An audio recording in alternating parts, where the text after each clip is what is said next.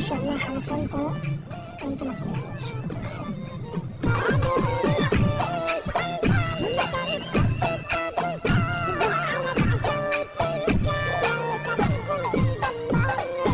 والسلام عليكم ورحمة الله وبركاته. ازيكم يا ابطال؟ عاملين ايه؟ يا رب تكونوا بخير دايما. معكم اسلام اشرف في فيديو جديد. شرح فيديو النهارده هيكون الترند اللي انت شفته في اول الفيديو ده. في الفيديو ده هعرفك ازاي تعمله بطريقة سهلة وبسيطة. يا ريت تكمل معايا الفيديو للاخر. بس قبل ما نبدا اي حاجة طبعا نذكر الله ونصلي على النبي. وما تنساش لو الفيديو عجبك انزل تحت في الكومنتات اكتب لي كومنت يشجعني نعمل فيديوهات تانية اكتر واكتر. وما تنساش تشترك في القناة وتفعل زر الجرس على الكل عشان يوصلك كل الشروحات الجديدة اول باول. ويلا بينا نخش في الشرح على طول. اول حاجة هندخل على الانستجرام زي كده او اي ابلكيشن تقدر ان انت تكتب على الصور بتاعتك بالشكل ده. وبعد كده ابطال هتدخل على الستوري وتضيف صورة اللي انت عايز تكتب عليها الكلام معايا بتاع الترند. تمام. بعد كده هنبدأ ان احنا نكتب مثلا ايه اول كلمة. مثلا بيقول لك العيش، فهنبدأ ان احنا نكتب الكلمة زي كده ونظبط المكان. مثلا عايز احط الكلمة دي في المكان ده مثلا في الصورة وادوس على الثلاث نقط واعمل حفظ. دي اول حاجة انا بعمل حفظ الاول كلمة بكتب. تمام. بعد كده بتكتب برضو الكلمة التانية وتحطها في المكان اللي انت عايزه وبعد كده بتعمل حفظ. تمام. اهم حاجه تمشي معايا خطوه بخطوه عشان يطلع معاكم الفيديو مظبوط. وزي ما انتم شايفين كده انا بكتب كلمه كلمه. كل ما اكتب كلمه بعمل سيف للصوره. هكتب باقي الكلام على الصور بتاعتي كلها وارجع لكم تاني على طول. تقدر انت تحط ايموشنات، تقدر تعمل كل حاجه في الصور بتاعتك. بس اهم حاجه ان انت بعد كل كلمه مثلا لوصف الاغنيه تعمل حفظ. تمام كده يا شباب. هنكتب مع بعض الكلام على الصور وارجع لكم تاني على طول.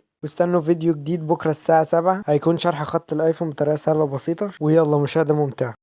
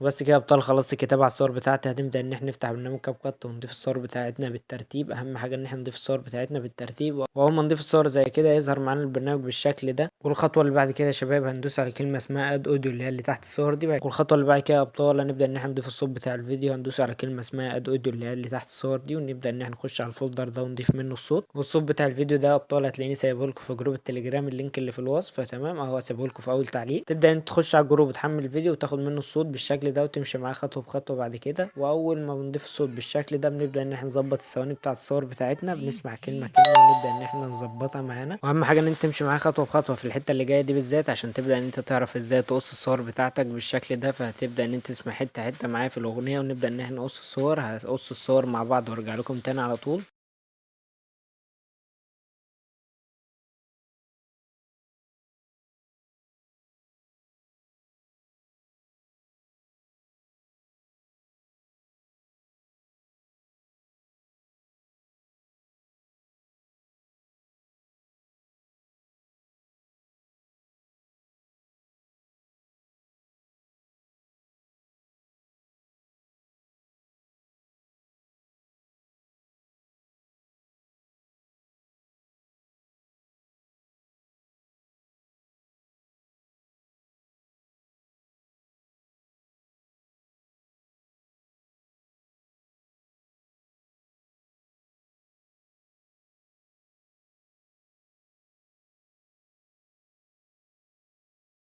وبعد ما خلصنا الثواني بتاعت الصور زي ما انتم شايفين كده يا شباب، هنبدأ ان احنا نشيل الصوت الزيادة ده زي ما انتم شايفين، وبعد كده هنروح عند الفاصل اللي بين كل صورة وصورة ده وندوس على الماينس زي ما انتم شايفين كده، يفتح معانا الافكتات دي كلها. تمشي كده على اليمين هتختار افكت اسمه بلاك فيد، وبعد كده نحدد الصور كلها وندوس على علامة الصح. اهم حاجة تمشي معايا خطوة بخطوة، وركز معايا في الخطوة اللي جاية دي عشان دي اهم خطوة. ازاي هتعمل الزوم بتاعك في الفيديو بتاعك زي ما انتم شايفين كده. هتيجي عند كلمة عادي وتدوس على علامة الكي فريم، وتيجي في اخر الصورة هتعمل زوم عند الكلمة بالظبط. مثلا عملت كي فريم في اول الصورة، في اخر الصورة على طول بعمل الزوم بتاعي عشان يطلع معانا الزوم في الظبط. وبعد كده تيجي عند الكلمة اللي هي بتاعة الملح او الايموشن اللي احنا عملناه بتاع الملح، هتحط علامة كي فريم في الاول، وفي الاخر الصورة هتيجي تعمل الزوم.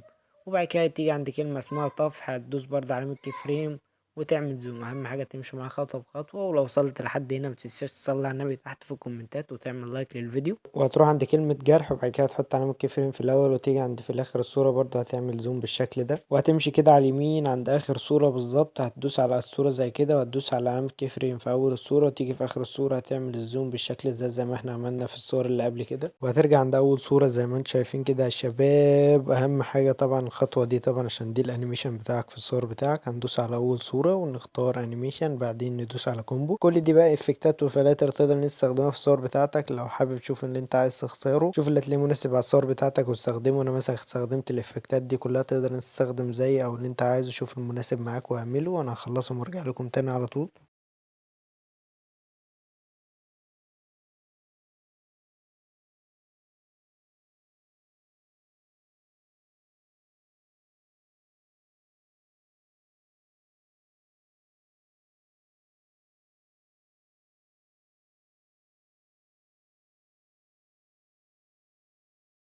وبعد ما خلصنا الانيميشن بالشكل ده ندوس على افكت، بعدين فيديو افكت. تمام، هستنى اتحمل معاك بالشكل ده. تدوس على كلمة اسمها بيزك اللي هي من الشريط اللي فوق، ونختار منها شيك. هندوس على شيك بالشكل ده وندوس على علامة الصح. وبعد ما نختار شيك زي كده هندوس على ادجاست ونخلي السبيد بتاعها على 11، ونخلي اللي تحتها نقللها برضه زي ما انتم شايفين كده.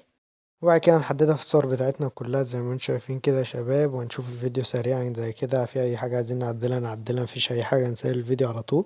وبس كده الفيديو، مفيش اي حاجة عايزين نعدلها نسيب الفيديو من العلامة اللي فوق على اليمين زي ما انتم شايفين كده. وبس كده يكون وصلنا لنهاية شرح الفيديو النهاردة. اتمنى الفيديو يكون عجبكم واستفدتوا منه. لو عايزين اشراحات من دي تاني يا ريت تكتبوا لي تحت في الكومنتات، وهنزل لكم الفيديو الجاي شرح خط الايفون زي ما انتم طلبتوا في الفيديوهات اللي فاتت دي كلها. وما تنسوش الاشتراك في القناة وتفعيل زر الجرس على الكل عشان يوصلكوا الشروحات الجديدة اول باول. استنوا بكرة فيديو جديد الساعة 7 شرح خط الايفون بطريقة سهلة بسيطة. بس كده ده كنا نتيجة شرح فيديو النهاردة، واشوفكم في فيديو جديد. سلام. واهم حاجة ما تنسوش تصلوا على النبي تحت في الكومنتات، واستنوا فيديو الساعة 7 بقولها لكم المرة ال15 مرة.